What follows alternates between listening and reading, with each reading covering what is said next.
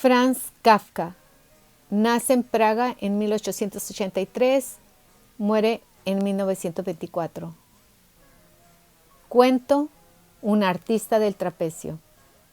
Originalmente publicado en la revista Genios, enero de 1923. Un artista del trapecio. Como todos sabemos, este arte que se practica en lo más alto de las cúpulas de los grandes circos es uno de los más difíciles entre los accesibles al hombre.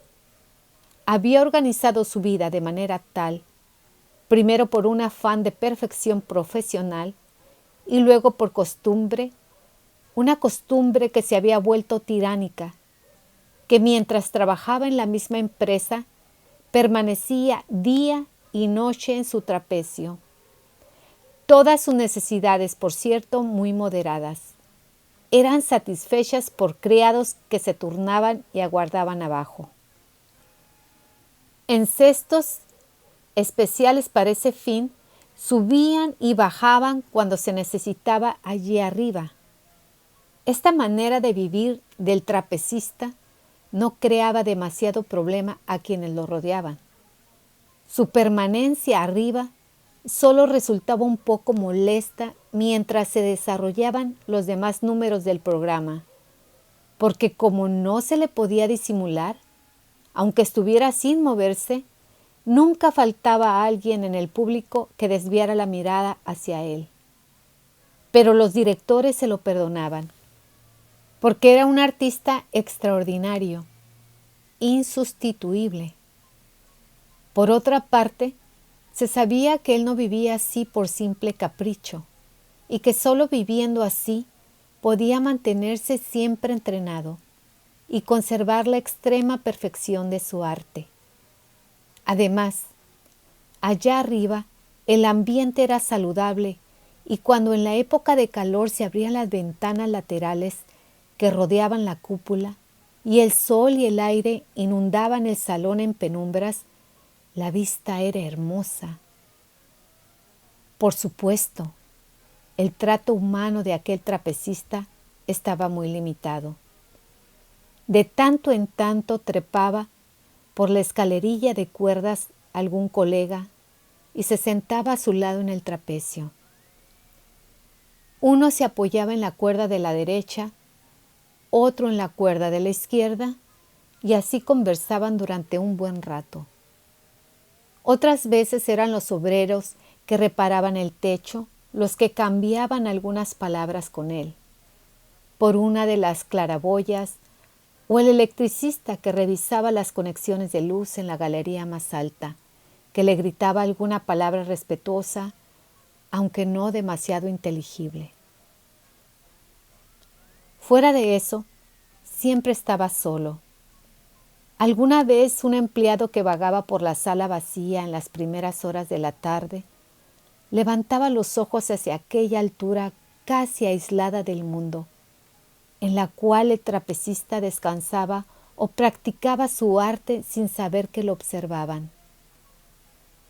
El artista del trapecio podría haber seguido viviendo así con toda la tranquilidad, a no ser por los inevitables viajes de pueblo en pueblo que le resultaban en extremo molestos. Es cierto que el empresario se encargaba de que esa mortificación no se prolongara innecesariamente. Para ir a la estación, el trapecista utilizaba un automóvil de carrera que corría a toda velocidad las calles desiertas. Pero aquella velocidad era siempre demasiado lenta para su nostalgia del trapecio.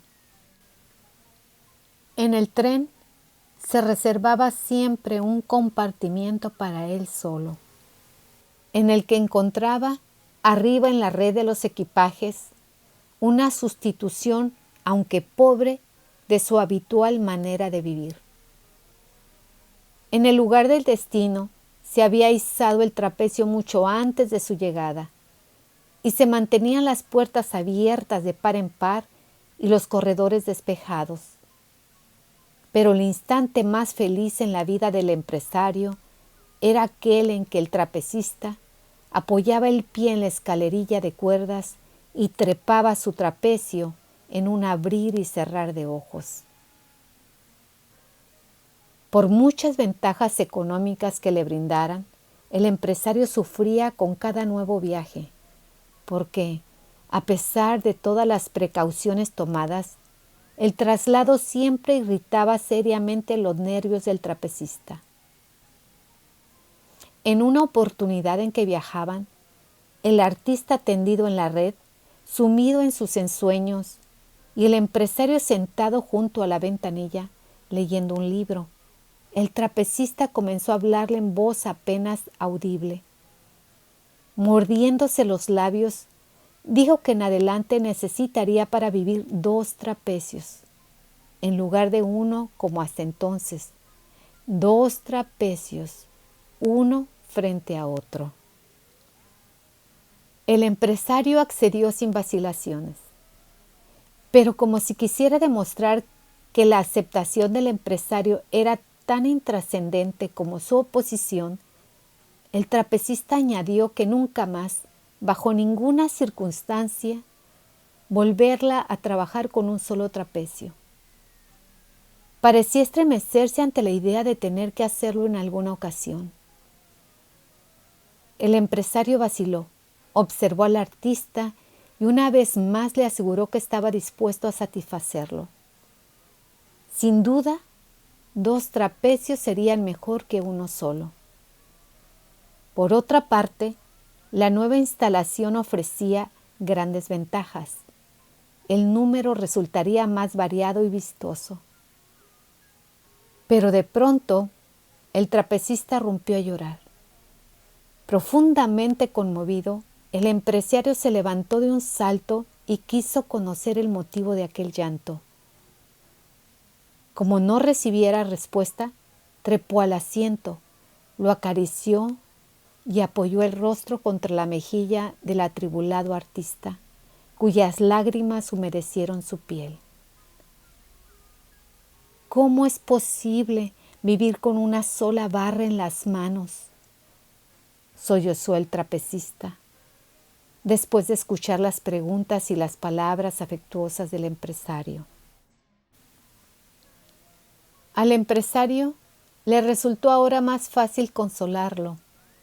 Le prometió que en la primera estación de parada telegrafiaría al lugar de destino para que instalaran inmediatamente el segundo trapecio, y se reprochó duramente su desconsideración por haberlo dejado trabajar durante tanto tiempo en un solo trapecio. Luego le agradeció el haberle hecho advertir aquella imperdonable omisión. Así pudo el empresario tranquilizar al artista e instalarse nuevamente en su rincón. Pero él no había conseguido tranquilizarse. Muy preocupado estaba a hurtadillas y por encima del libro miraba al trapecista. Si por causas tan pequeñas se deprimía tanto, ¿desaparecerían sus tormentos? ¿No existía la posibilidad de que fueran aumentando día a día? ¿No acabarían por poner en peligro su vida? Y el empresario creyó distinguir, en aquel sueño aparentemente tranquilo en el que había desembocado el llanto, las primeras arrugas que comenzaban a insinuarse en la frente infantil y tersa del artista del trapecio.